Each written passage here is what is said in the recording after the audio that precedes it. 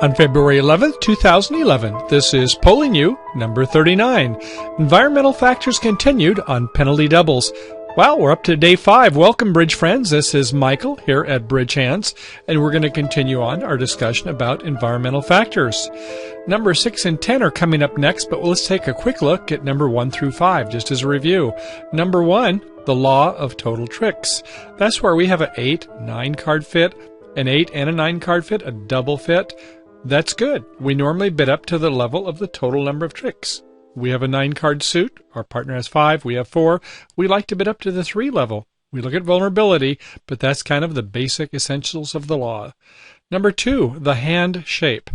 If we have a 7 card suit, that's great, especially headed by honors. We have a 6 or a good 5 card suit, fine. If we have a shapely hand, meaning a 5-4-3-1 suit, then that suit distribution is better than a 5-4-2-2, which is better than a 5-3-3-2, which is better than, well, the flattest of all, the pancake hand, the 4-3-3. Okay, how about double fits? We spoke about those. Double fits can be our friend as long as our opponents don't have a bigger double fit, yes, where they own the master suit spades. The over and under, we like to have tennises that are behind our right-hand opponent. Not so good when they're in front of the left-hand opponent.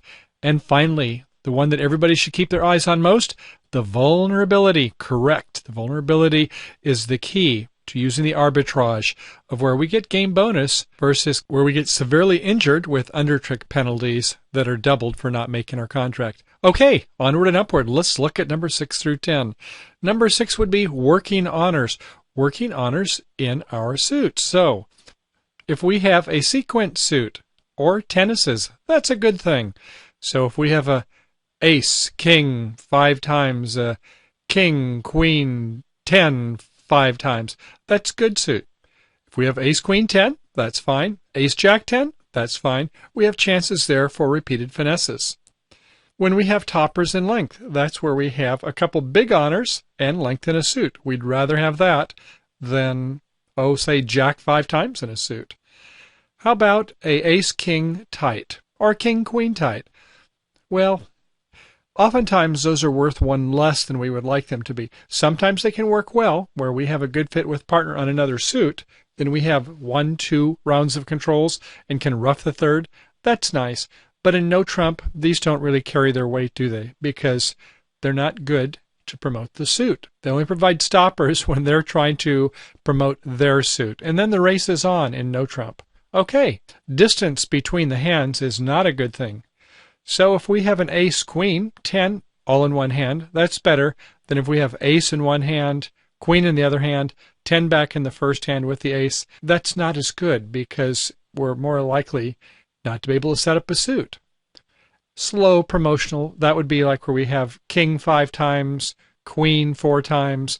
Those sorts of suits are very questionable. The ace 5th is certainly better than queen 5th, and a king queen 5th is certainly better than a jack 10 5th. Okay, let's take a look at some examples. Ace king queen 5 times, great. Unless they have jack 4th against us, we're in good shape.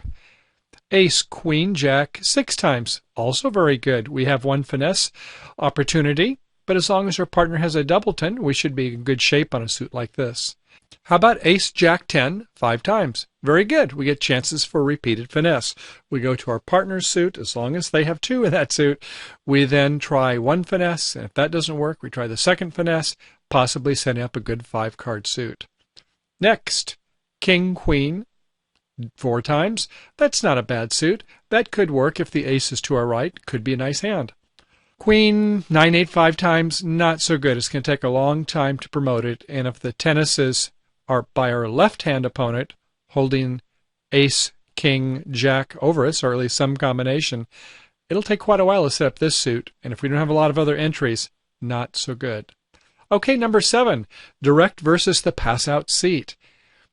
First off, when we're in direct seat and we make bids, we typically show some extras. We don't have to bid to keep the auction alive. And when it's a competitive auction, that's what we're speaking about here. When we make a direct seat bid, we normally show little extras, especially at the 3 level. Pass out seat, well, then we're trying to keep the auction alive, right? We're borrowing a king. So we like to keep these low auctions alive at the 1 and at the 2 level. 3 levels oftentimes belong to the opponents. But if we have the right kind of shape, that law of total tricks, or those shapely hands, we'll push to the 3 level. Remember, we're talking about hands where we maybe have 18 to 22 points on each side, a good competitive auction. Be cautious, though, when we're at the 3 level and vulnerable. If we already did a sign-off bid at the 2 level and we push on now to the 3 level, the opponents might be getting itchy to give us a big double. So be a little careful. Watch that vulnerability. And remember, partners may be perfect, but their hands don't normally meet up with the same level of expectations we have for them. So be careful. Don't expect them to have the perfect hand. As Barry Crane said, they won't. Okay, number 8, passed hand bidding. Well, when we have a passed hand, we normally limit our hand. Yes, it is possible that we couldn't make an overcall because we didn't have the right shape. Couldn't do a takeout double because we had a doubleton suit. Maybe did have opening values, but that's a rarity. So we can always upgrade our hand, do a reassessment based upon distribution points.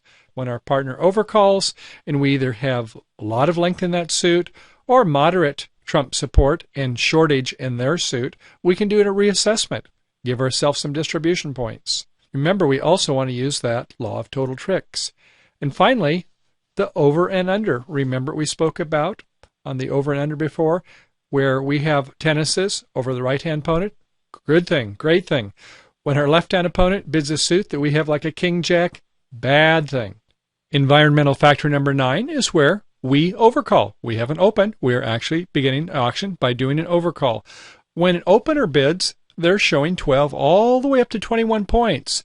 And when we overcall, we're limiting our hand between 8 and 17 points. Remember, if we have 18 points or more, then we normally do a double, and then we bid our suit, if we have a long suit, or we do a double and then we bid a no trump or something like that. So when we do an overcall, we are limiting our hand. We may have as few, in fact, as maybe 8 points with a 5-card suit, especially at the 1 level. Watch the vulnerability, though.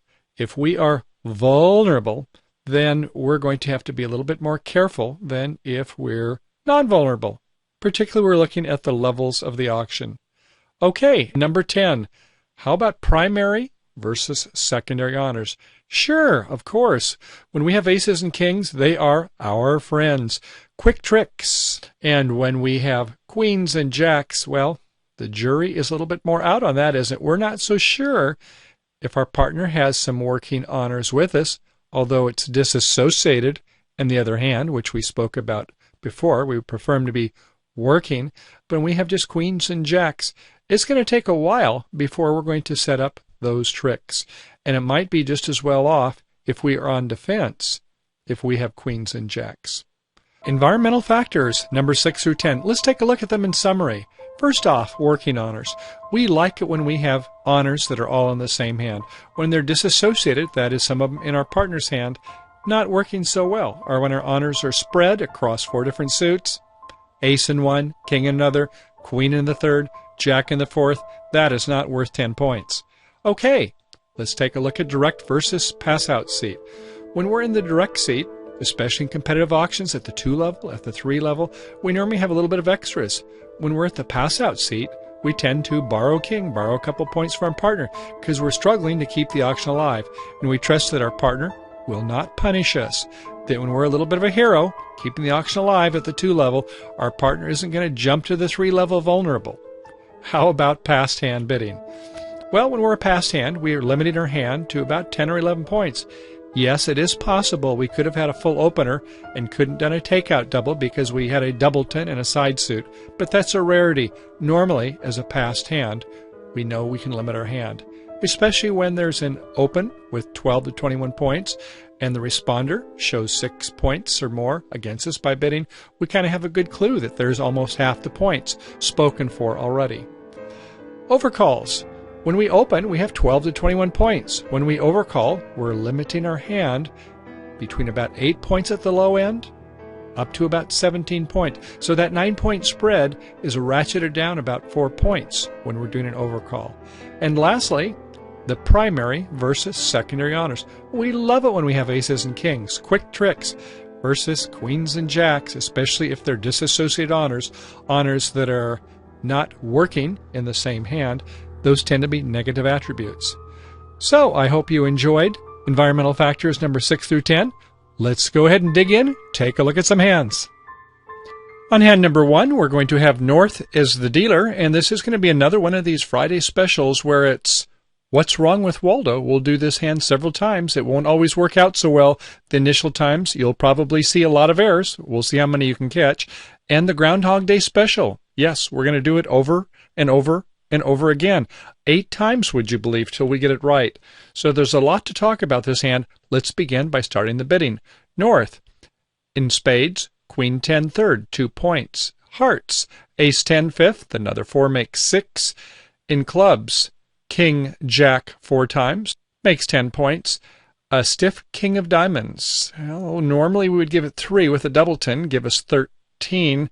I like to discount 1 point in first seat. Obviously, if our partner bid the suit, we could give it full values. But in this case, I'd maybe give it 2 points.